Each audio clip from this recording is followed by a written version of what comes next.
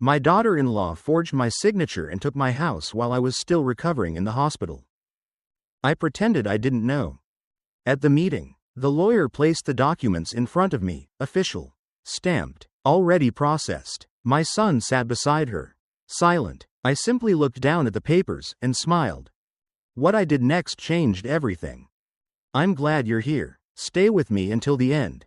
And tell me where you're watching from. I want to know how far this story reaches, because betrayal like this doesn't begin with one signature. It begins much earlier, in the quiet moments no one pays attention to. The morning before everything unraveled felt almost peaceful. Sunlight filtered through the thin white curtains in my bedroom, soft and warm, the kind of light that makes you believe things are still normal. For a moment, lying there, I forgot what my life had become.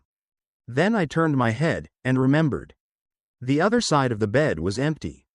It had been 5 weeks since my husband passed. 40 years of marriage, reduced to a framed photo on the nightstand and a closet I couldn't bring myself to open. The house was still the same. Every object exactly where he had left it, but without him. It felt unfamiliar, like I was visiting someone else's life. I moved slowly that morning, careful with my steps. The doctor had told me to take it easy after the surgery. No stress, he said. I almost laughed at that. Downstairs, the kitchen was quiet, too quiet. I made myself a cup of coffee. Though I barely tasted it, I sat at the table and stared at the paperwork Clara had left the day before. Neatly stacked, color-coded tabs, little notes marking where I needed to sign. She had smiled when she handed them to me. It's just routine, she said. We're helping you stay protected. Protected. That word echoed in my mind as I picked up the first page. My son had stood behind her, arms folded, nodding along like everything she said made perfect sense. He didn't look at me much anymore. Not directly, not the way he used to when he was younger, when I was still the center of his world. Now, I felt like a guest in my own home. I flipped through the pages slowly. Legal terms, paragraphs that blurred together, words like authorization, transfer, representation. Just sign where I marked. Clara had said lightly, "We'll handle the rest." I remember hesitating. Just for a second. Something about the way she said it, too smooth, too practiced. But then she reached over, placed the pen gently in my hand, and gave my shoulder a reassuring squeeze. "It's easier this way," she whispered. Easier for who? I didn't ask. I signed. One page, then another, then another. Each signature felt small, harmless, temporary. But I've lived long enough to know that the smallest actions often carry the biggest consequences. That afternoon, Clara gathered the papers carefully, aligning every edge like it mattered. She thanked me, smiled, kissed my cheek as if nothing in the world had changed. But something had. I just didn't know it yet. Or maybe, a part of me did. Because as I sat alone in that quiet kitchen later that evening, staring at the empty chair across from me, I felt it. That subtle shift. Like a door had closed somewhere behind me, and I hadn't heard it lock. The house felt different after that day. Not in any obvious way. Nothing had been moved. The furniture was still where it had always been. The curtains still swayed slightly when the air conditioning turned on. But something invisible had shifted. Like I was no longer the owner of my own life, just someone passing through it. I didn't call Clara, I didn't call my son. Instead, I waited. That evening, Daniel showed up alone. That, in itself, was unusual. He stood at the doorway for a moment before stepping inside, like he wasn't sure if he still belonged there. Or maybe, if I still did. "Hey, Mom," he said, forcing a small smile. I nodded. "You're early." "I was in the area," he replied quickly. He always said that now. I gestured toward the kitchen. "Coffee?" "Sure." We moved through the motions like strangers rehearsing something familiar. I poured 2 cups, set one in front of him, sat across the table where I used to sit with his father. For a while, neither of us spoke. Then he cleared his throat. "Clara said you went to the lawyer today." I stirred my coffee slowly. "I did." Another pause. "She told me you didn't sign the last page," he added, his voice tightening just slightly. I looked up at him. Not as his mother, but as someone trying to understand the man sitting across from her. I asked for copies, I said calmly. That's normal, right? He shifted in his seat. Yeah, but there's no need to complicate things. Mom, everything's already been arranged. Arranged. Such a careful word. And what exactly has been arranged? I asked. His eyes flickered, just for a second. The house, he said, it's just temporary. Clara thought it would be easier if everything was under her name. For tax reasons, legal reasons, you know how these things work. No. I didn't. But I knew when something didn't feel right. So I no longer own my home? I asked quietly. It's not like that, he said quickly. You still live here, nothing's changing. I held his gaze. Everything already has. That shut him up. For a moment, I saw something in his face, guilt, maybe, or doubt, but it disappeared just as quickly as it came. Clara's just trying to help, he said, more firmly now. We're thinking long-term, making sure everything is secure. Secure. There was that word again. I nodded slowly, as if I understood. As if I agreed. I see, I said. And I let the silence settle between us again. Because arguing now would be a mistake. They thought this was already done. Final. Irreversible. But I had lived long enough to know one thing. Nothing is final until you decide it is. That night, after Daniel left, I didn't turn on the television. I didn't call anyone. I went upstairs, opened the drawer beside my bed, and took out the old leather folder my husband had given me years ago. Just in case, he had said back then. I hadn't thought about it in years. But now, my hands were steady as I opened it. Because for the first time since all of this began, I wasn't confused anymore. I was paying attention. The next morning, I didn't rush. I made my coffee the same way I always did. Measured, slow, 2 spoons of sugar, just like my husband used to tease me about. I sat at the same chair, facing the window, watching the light settle over the backyard. Everything looked normal. That was the unsettling part. Because now I knew it wasn't. The leather folder rested beside me on the table. I hadn't opened it fully the night before. Just enough to remind myself it was still there. Now, I did. Inside were documents my husband had insisted we keep separate from everything else. Copies of property records, old legal agreements, notes written in his careful handwriting. And one name I hadn't thought about in years. Margaret Hale. His attorney, not the one Clara had taken me to. His attorney. I stared at the number for a long time before dialing. She answered on the 3rd ring. Margaret Hale. Her voice hadn't changed, steady, precise. This is Eleanor Whitmore, I said. There was a pause. Eleanor, she replied, softer now. I was wondering when you might call. That caught my attention. You were? I asked. I received a notification last week. She said, a property transfer request connected to your address. It didn't come through my office. Of course it didn't. I looked down at the papers in front of me. My signatures, perfectly placed. They said I signed everything. I said quietly. Another pause. Did you? She asked. I thought about it. About the highlighted pages, the careful instructions, the way Clara had guided my hand without ever touching it. I signed something, I said. But not this.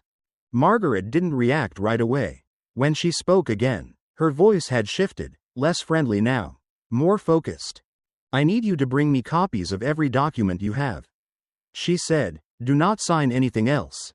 Do not agree to anything verbally. And Eleanor. Yes? If what I suspect is true, this isn't just a misunderstanding. I didn't ask what she meant. I already knew. An hour later, I was in her office. Not the polished, modern space Clara had taken me to. This one was quieter, older. Bookshelves lined the walls, filled with binders that looked like they had been there for decades. It smelled faintly of paper and coffee. Margaret sat across from me, glasses low on her nose, flipping through the copies I had requested the day before. She didn't rush. Didn't comment. Just read. Page after page. The silence stretched long enough to make most people uncomfortable. It didn't bother me. I had learned something important over the past few days. Silence reveals more than questions ever will. Finally, she stopped. Her finger rested on one of the signatures. "This isn't yours," she said. Not a question. A statement. I didn't respond. She looked up at me.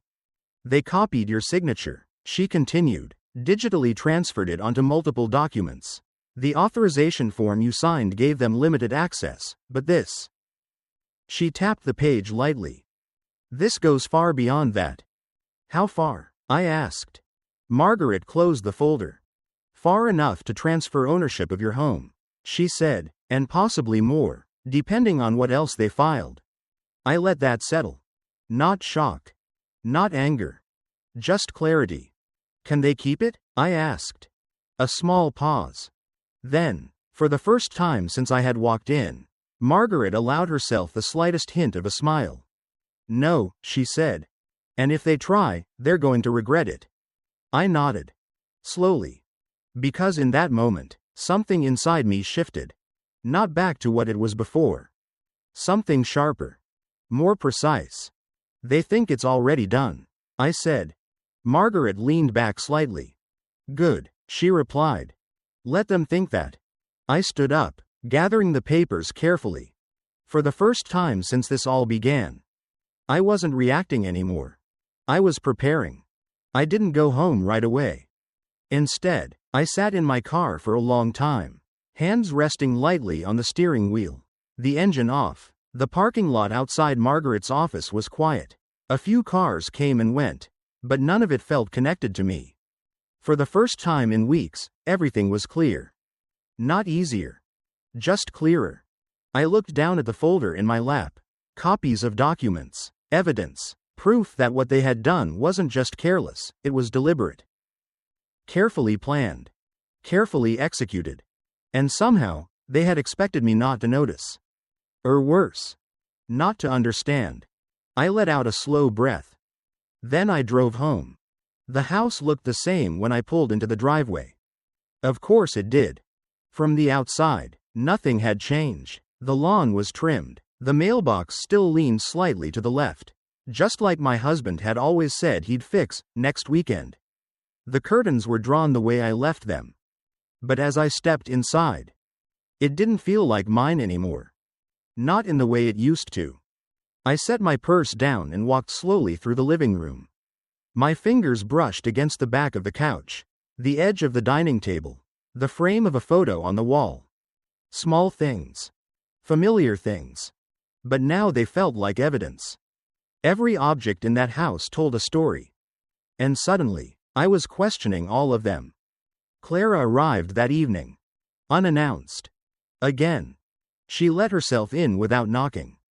"Hi," she called out, her voice light, casual. "I figured I'd stop by and check on you." Check on me.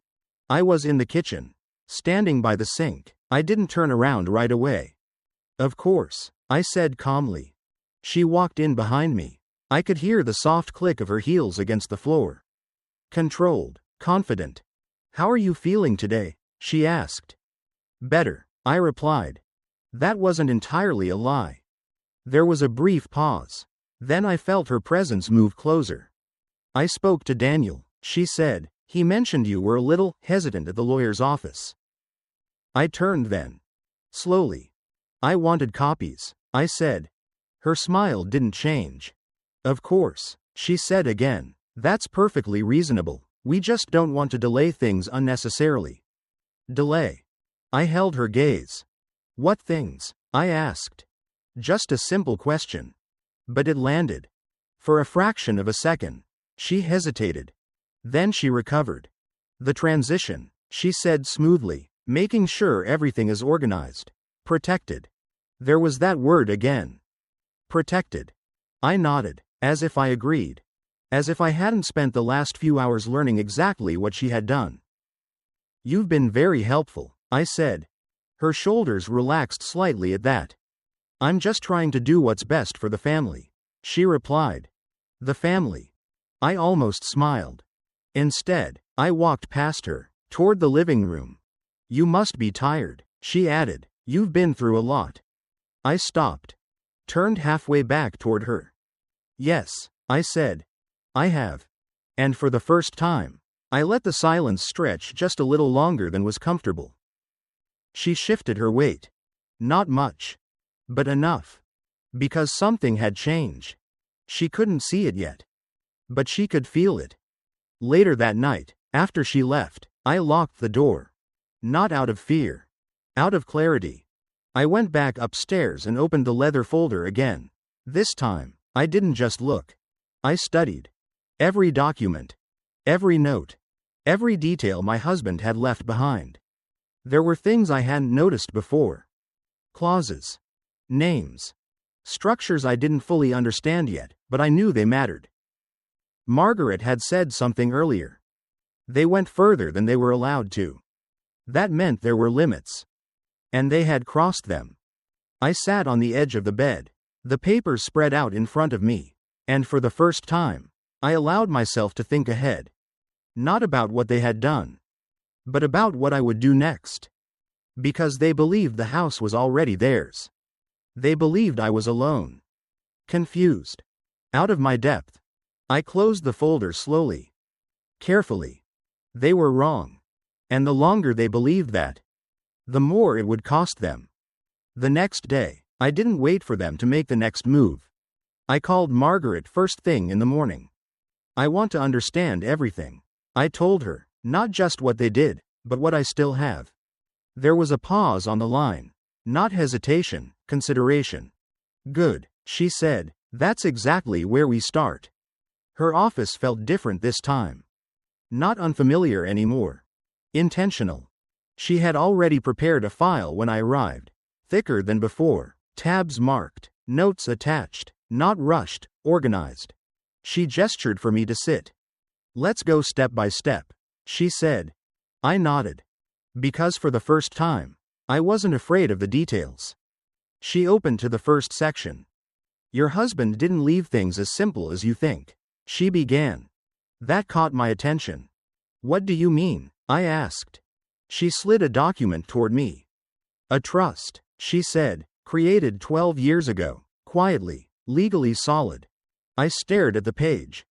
My husband's name. My name. Dates I barely remembered. He never mentioned this, I said. Margaret gave a small, knowing look.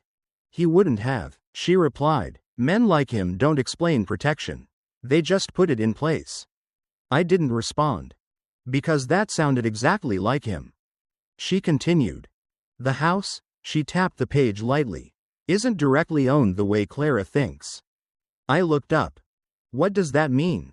It means, Margaret said calmly, it can't be legally transferred without triggering a review process. One that requires verification. One that, clearly, didn't happen. Silence settled between us. Not heavy. Precise. So the transfer, I began, is flawed, she finished. At best, fraudulent at worst. I let that sink in. Not relief. Not yet. Just structure. For the first time, this wasn't just something that had been done to me. It was something I could see. Understand. Control. There's more, Margaret added. Of course there was. There are restrictions built into the trust. Conditions. If there's evidence of manipulation, coercion, or unauthorized action. She didn't finish the sentence. She didn't need to. What happens? I asked. Margaret closed the folder slowly. Then whoever tried to take control, she said, loses everything connected to it. Everything. I nodded once. Slow. Measured. Because now I understood something they didn't. This wasn't just about a house. It never was. When I left her office that day, I didn't feel stronger. I felt precise. Like every step from this point forward mattered. Like every word, every silence, every decision, was part of something larger. That evening, Daniel called. Not Clara. Him. I think we should talk, he said. I stood by the window, looking out at the same backyard my husband had cared for so carefully. I agree, I replied. A pause. Tomorrow? He asked. I smiled slightly. He couldn't see it. Tomorrow, I said. And after I hung up, I didn't feel nervous. I didn't feel angry. I just thought one thing. They were finally ready to sit at the table. And this time, I knew exactly what I was bringing with me. The next day, I didn't prepare anything dramatic. No raised voice, no confrontation rehearsed in my head. Just a quiet morning, like any other. I made coffee, sat at the table, watched the clock move toward the time Daniel had suggested. Every second felt deliberate. Not slow, not fast, just intentional. Because now, I understood something they didn't. You don't win these situations by reacting. You win by letting people reveal exactly how far they're willing to go. They arrived together. Of course they did. Clara walked in first, like she always did, confident, composed, already in control of the room. Daniel followed half a step behind, quieter, watching me instead of the space around him. Mom, he said. Daniel, I replied. I didn't stand up. That was new. For a brief moment, neither of them spoke. Then Clara smiled. We thought it would be easier to talk here, she said. Comfortable environment. Comfortable. I nodded slightly. Sit. They did. Across from me. Same table. Same place where I had signed those papers. Daniel cleared his throat. We don't want this to turn into something complicated, he began. Everything we did, it was for stability. For the future. I didn't interrupt. Clara leaned forward slightly. You've been through a lot, she added softly. Losing your husband, your health, it's a lot to manage alone. Alone. I let that word sit there. You don't need to carry everything yourself, she continued. That's why we stepped in. Stepped in. I looked at her. Then at Daniel. You transferred my house, I said. No emotion, just fact. Daniel shifted, temporarily. Clara didn't hesitate. Structurally, she corrected. It's a legal adjustment. You're still protected. Protected. There it was again. I nodded slowly. And the signature? I asked. A pause. Small. But real. Clara's smile didn't disappear, but it tightened. You signed authorization documents, she said carefully. Everything was done within that scope. Within that scope. I held her gaze. Is that what you believe? I asked. Daniel exhaled quietly, like he didn't want to be part of that question. Clara didn't look away. Yes, she said. Calm. Certain. Prepared. I leaned back slightly in my chair. Not defensive. Not aggressive. Just creating space. I met with someone yesterday, I said. That changed something. Daniel looked up immediately. Clara didn't move, but I saw it. That small shift in her eyes. An attorney, I added. Silence. Not the comfortable kind. The kind that forces people to think faster than they want to. And? Clara asked. Still controlled. Still steady. But now, listening more carefully. I folded my hands in my lap. She asked me an interesting question. I said. No one spoke. Did you sign this? I paused. Looked at both of them. I told her the truth. Daniel swallowed. Clara stayed still. What truth? She asked. And that's when I realized something important. They weren't as confident as they pretended to be. Not anymore. I gave a small, almost polite smile. The kind that matters, I said. And I let the silence do the rest. Clara didn't speak right away. That was new. Up until that moment, she had always been the one controlling the pace of every conversation. Filling the silence before it could grow into something uncomfortable. But now, she let it sit. Daniel didn't. What did the attorney say? He asked quickly. Too quickly. I didn't answer him. I kept my eyes on Clara. Because this wasn't about information anymore. It was about pressure. She said something else. I continued calmly. She said the documents went further than the authorization I signed. Clara's fingers tightened slightly on the edge of the table. Not enough for most people to notice. But I did. Daniel looked between us. What does that mean? I turned to him then. It means, I said evenly, someone used my signature in a way I didn't agree to. Silence. Real silence this time. No soft explanations, no gentle words. Just the truth, sitting there. That's not accurate, Clara said. Her voice was still controlled. But it had changed. Less smooth. More careful. Everything was processed legally, she added. We followed the documentation you signed. I nodded slightly. Did you? I asked. She held my gaze. Yes. Confident. But not as effortless as before. I reached for the folder beside me. Slowly. Deliberately. I didn't open it yet. Just placed it on the table between us. A small movement. But it shifted the room. Daniel noticed. What's that? He asked. Copies, I said. Of course they were more than that. But I didn't explain. Not yet. I also learned something about the house, I added. Clara didn't interrupt this time. She waited. Listening. Calculating. It's not structured the way you think it is, I said. That landed. Daniel frowned. What do you mean? I looked at him. Then back at Clara. There are conditions, I said, built into the ownership, legal ones. Clara's expression didn't change. But her posture did. Slightly straighter. More alert. That doesn't change anything, she said. Too quickly. That was the first real crack. I let a small pause stretch between us. Not long. Just enough. Maybe, I said. Then I leaned forward slightly. But it does raise a question. No one spoke. Why would someone rush a transfer without making sure those conditions were met? That one stayed in the air. Heavier than the others. Daniel shifted in his chair again. Clara? He said, quieter now. She didn't look at him. Her eyes stayed on me. Still calculating. Still trying to regain control. But it was different now. Because for the first time, she wasn't the only one who knew what was going on. I didn't push further. I didn't need to. Not yet.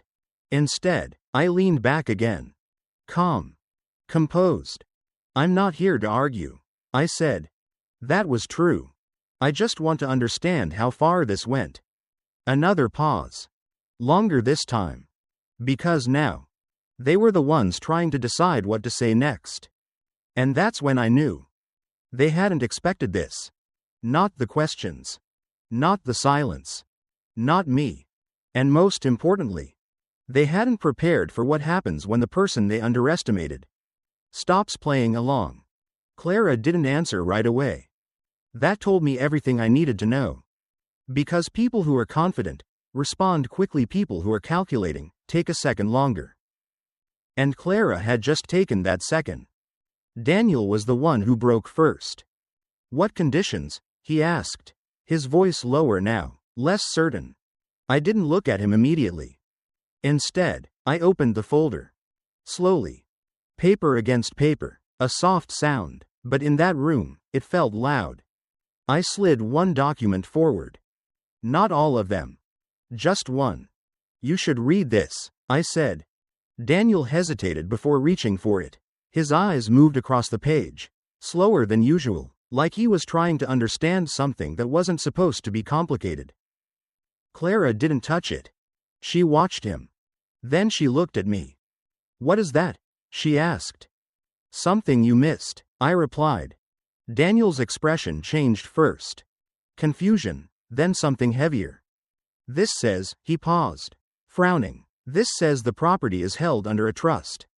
I nodded. Clara didn't react. Not outwardly. But her stillness was different now. More rigid. That's not relevant, she said. Too quickly. Again. I tilted my head slightly. No? I asked. Daniel looked up. It says any transfer requires full verification and consent from the original beneficiary. He stopped reading. Slowly lowered the paper. Mom, did you? No. I said. Simple. Clear. Silence settled again. But this time, it wasn't neutral. It was shifting. Clara leaned forward slightly. That doesn't invalidate anything, she said. The authorization she signed was limited. I interrupted. Not louder. Just firmer. That was the first time I had cut her off. And she felt it. I reached for another page. Didn't hand it over yet. There's also a clause, I continued, about misuse of authority. Daniel's eyes flickered again. Misuse? He repeated. I finally slid the second page toward him. Read it. He didn't want to. I could see that. But he did. And as he read, his shoulders dropped slightly. Not dramatically. Just enough. Clara didn't ask this time. She already knew. Or at least, she was starting to. What happens if that clause is triggered? Daniel asked quietly. I looked at him. Then at Clara. Then back at him. The transfer doesn't just get reversed, I said. I paused. Let it land. It exposes everything connected to it. That changed the room. Completely. Clara finally moved. Just a small shift in her posture. But it wasn't confidence anymore. It was recalculation. You're overcomplicating this, she said. But her voice wasn't as steady. I closed the folder. Gently. I'm not, I said. And I stood up. Not abruptly. Not dramatically. Just enough to change the dynamic. I told you, I added, looking at both of them. I'm not here to argue. Another pause. I'm here to see how far this went. Neither of them answered. Because now, they were the ones realizing something. This wasn't a misunderstanding anymore. It wasn't paperwork. It wasn't just structure. It was risk. And for the first time, they were starting to understand how much of it they were in. For a moment, no one moved. That was the first real shift. Not in the documents, not in the words. In them. Daniel was still holding the paper. But he wasn't reading anymore. His eyes had stopped somewhere in the middle. Like his mind couldn't catch up with what he was seeing. Clara, he said quietly. Not accusing. Not yet. Just unsure. Clara didn't respond to him. She was still looking at me. Measuring. Calculating. Trying to find a way to bring this back under control. There's no reason to escalate this, she said finally. We can resolve it internally. Internally.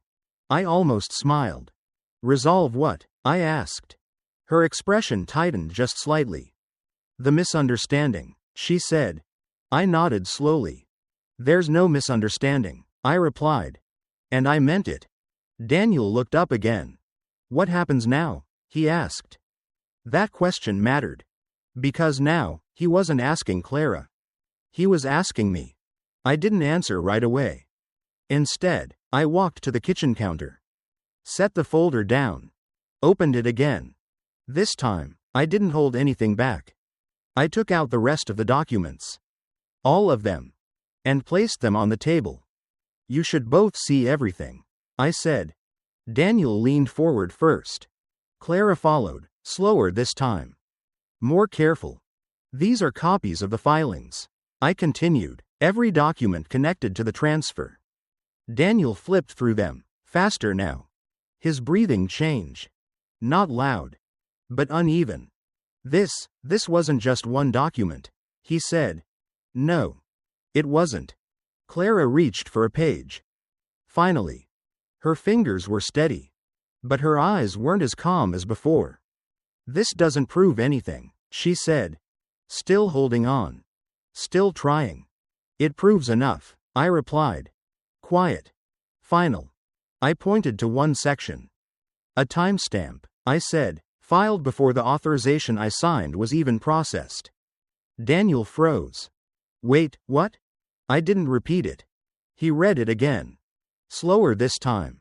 And then he looked at Clara. Really looked at her.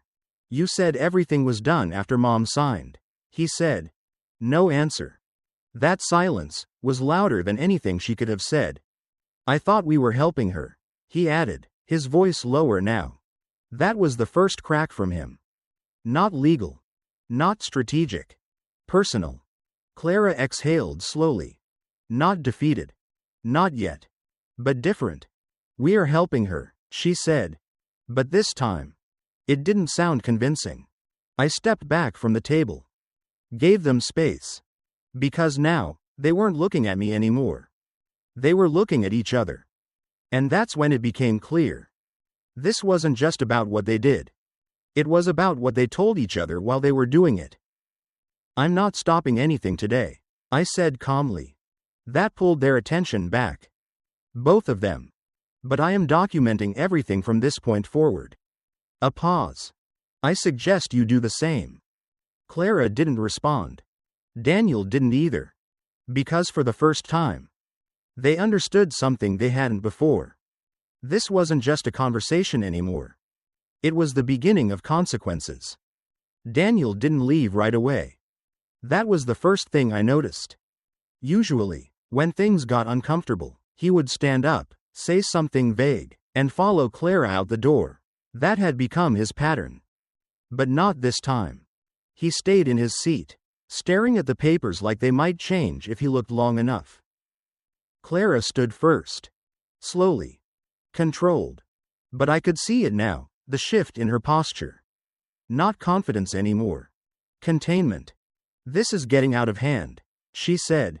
Her voice was steady. But it wasn't leading anymore. No, I replied calmly. It's just becoming clear. She turned to me fully then. For everyone's sake, we should handle this privately, she said. There's no need to involve anyone else. Anyone else? I held her gaze. That decision isn't yours, I said. Daniel finally spoke again. Clara, did you know about the trust? He asked. That question mattered more than anything else in the room. Because it wasn't directed at me. Clara didn't answer immediately. I knew enough, she said. Not yes. Not no. Just enough.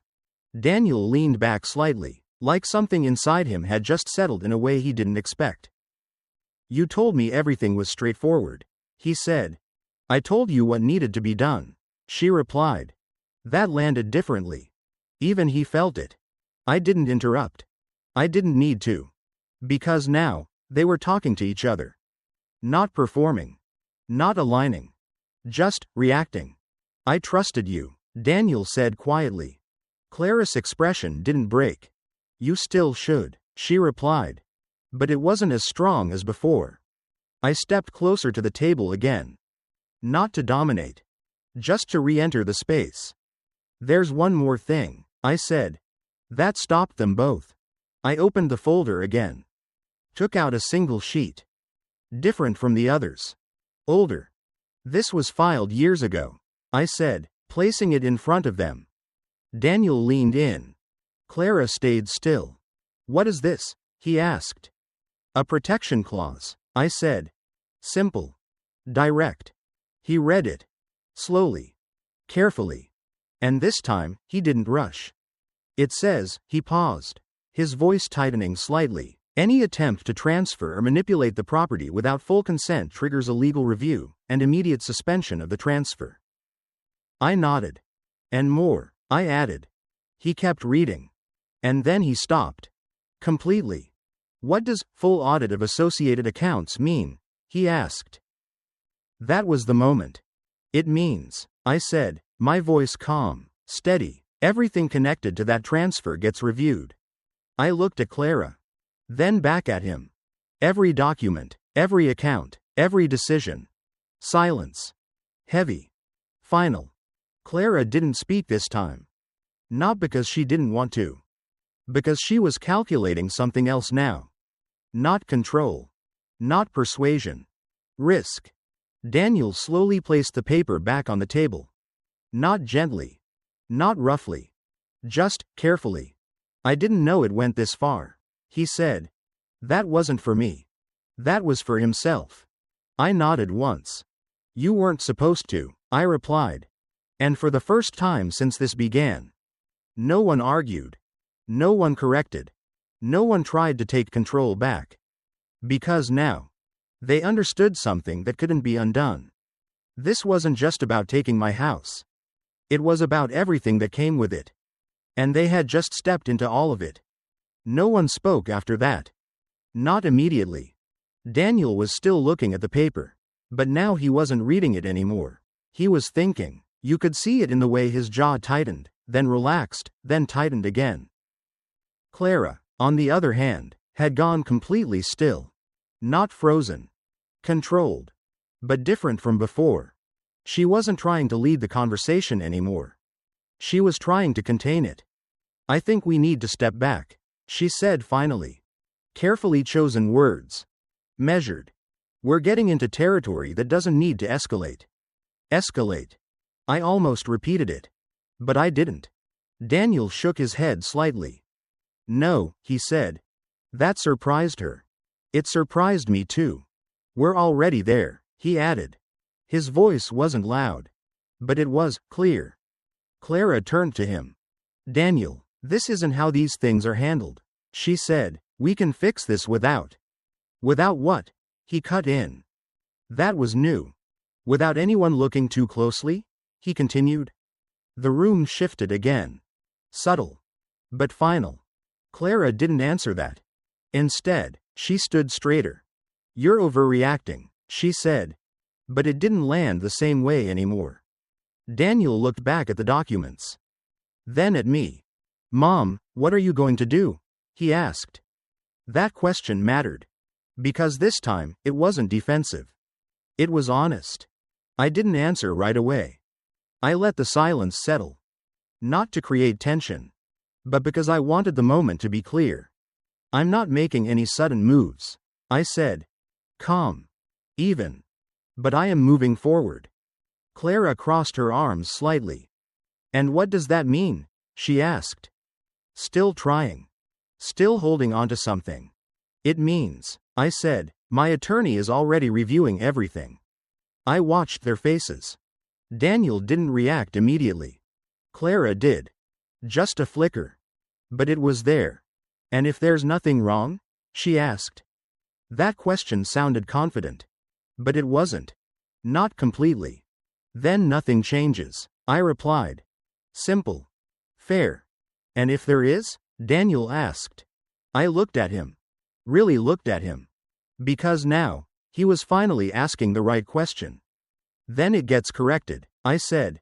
I paused. Just long enough. And everything connected to it gets looked at.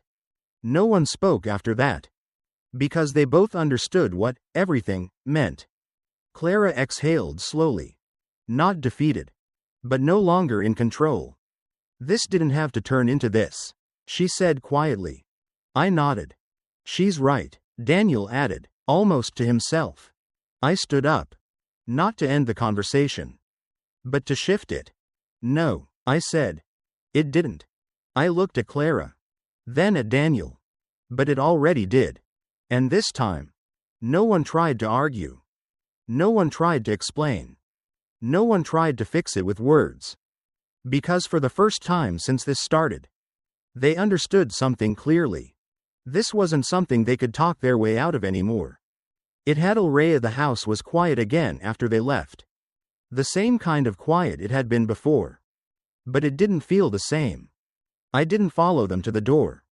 I didn't need to. I heard it close, soft, careful, like they were trying not to disturb something that had already been broken. I stayed where I was for a moment. Standing beside the table. Looking at the papers. Then, I gathered them slowly. Not rushed. Not emotional. Just done. The next few weeks weren't dramatic. There were no shouting matches. No sudden confrontations. Just meetings. Calls. Documents moving from one desk to another. Margaret handled most of it. Quietly. Efficiently. Exactly the way my husband would have wanted. The transfer was reversed. Not immediately. But inevitably. Every document Clara had relied on was reviewed. Every signature examined. Every step questioned. In the end, it wasn't a single moment that changed everything. It was a process. And processes don't care about confidence. They care about facts. Daniel came by once. Alone. He stood in the same doorway he had stood in before. But this time, he didn't pretend. I didn't know, he said. I believed him. That was the difficult part. I know, I replied. And I did. Because I had seen the moment it hit him. Not when I spoke. Not when Clara hesitated. But when he read it for himself. He nodded slowly. Like he didn't expect forgiveness. Like he wasn't asking for it. I should have asked more questions. He added. Yes, I said. No anger. No softness. Just truth. We didn't talk long. There wasn't much left to say. Some things don't need long conversations. They just need to be understood. Clara never came back. Not to the house. Not to me. And the house stayed right where it had always been. One afternoon, I found myself standing in the kitchen again. Same light. Same table. Same view of the backyard. The roses were blooming stronger now. Healthier. Like nothing had ever touched them. I made myself coffee. Sat down. And for the first time in a long time. It tasted right. I didn't feel victorious. I didn't feel angry. I didn't even feel relieved. I felt steady. Because in the end, it wasn't about the house. It wasn't about the papers. Or the signatures. It was about something much simpler. Something they never understood. I wasn't silent because I was weak. I was silent because I was watching. And when I finally moved, it was already too late for them to stop it. Di moved beyond that.